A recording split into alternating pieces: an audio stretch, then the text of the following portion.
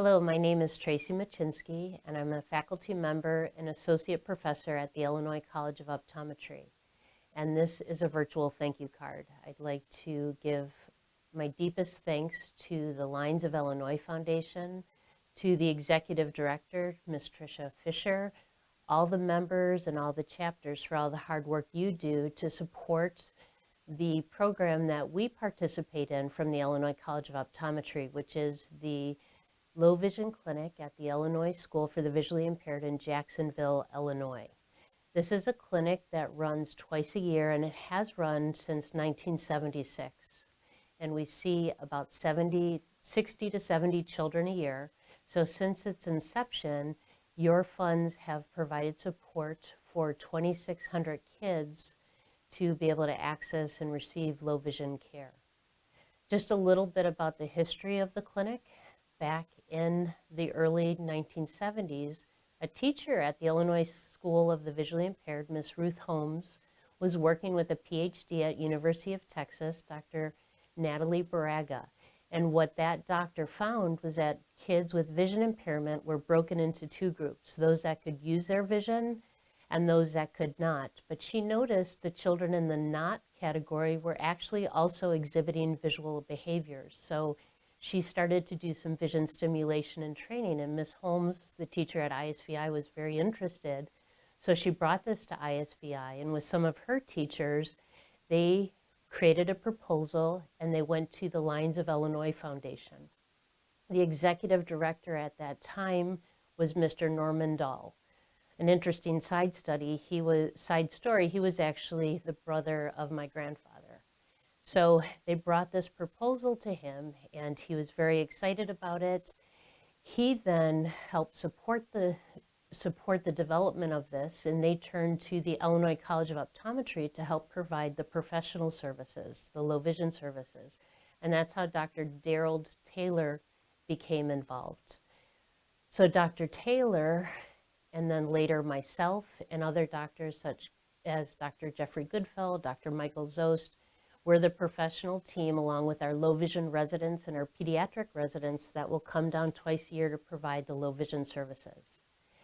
Dr. Taylor, when he started doing the clinic, partnered with Ms. Holmes and also Doc Brewer, who is familiar to many of you. He was a forceful lion from the Jacksonville Lion Club who is already well known for his work with the mobile glaucoma screening van.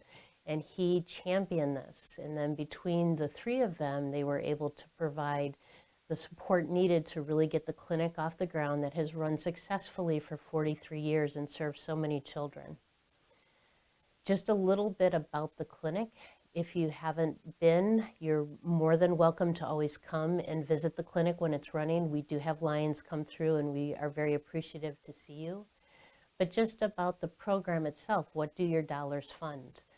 Basically, from our perspective, we all jump into the cars on a Sunday night, drive down, and we have two very busy clinic days on Monday and Tuesday. Prior to us seeing those 30 to 35 kids at each of those clinics, there's a lot of legwork that is done.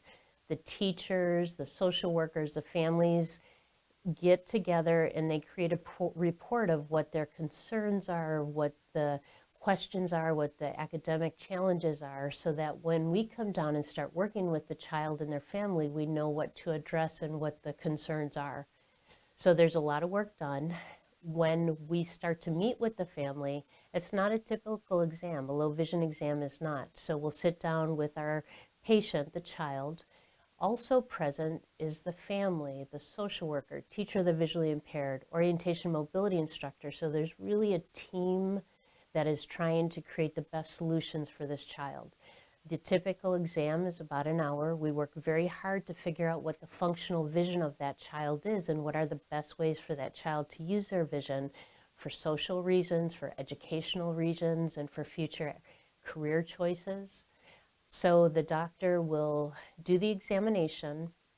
At the conclusion, a lot of time is spent to make sure that if the child has questions, the teachers, the family, what needs to be talked about, the prognosis, are there conditions about the medical side of the eye condition, the rehabilitation side, Families also have many questions. What is my child's independence can be? Can they go ahead and go to college? Could they drive? So there's a lot of information, a lot of resources given to the family.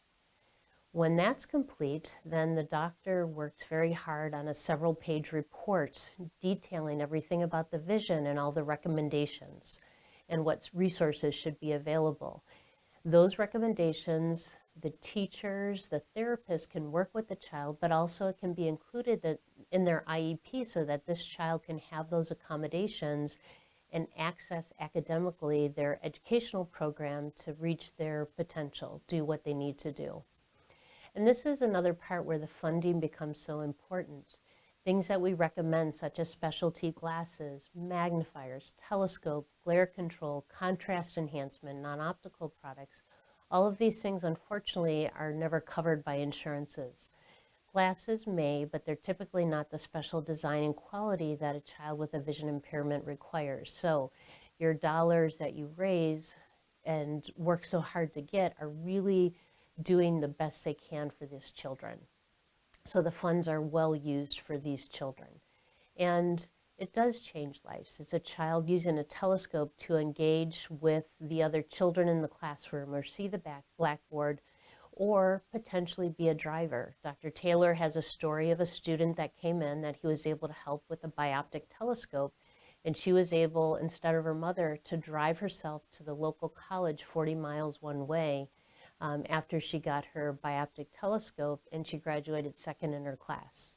We're able to talk about different specialty tints for different conditions that can help a child be able to open their eyes for the first time and interact in their world. There are ways when we try to discover visual function that we are able to figure out what magnification devices are appropriate for them to be able to access and read the print and engage in their education. So not only is there the work of the low vision services and the report, but it's also a community and sharing of resources and encouragement to help these families and these children handle this impairment and not let it control their life. It really expands their horizons. It helps them to access their education and to be the best little persons that grow into big people that they can be and follow their dreams and their passions. So truly, us at the Illinois College of Optometry, on behalf of us, and honestly, on behalf of the teachers and the families and the children, we are so grateful that you have funded this project, and we look forward to many more years of a productive relationship where your dollars are going directly to serve these children in complicated cases where it can be a change of life for these children. So from all of us, thank you, Lions of Illinois Foundation.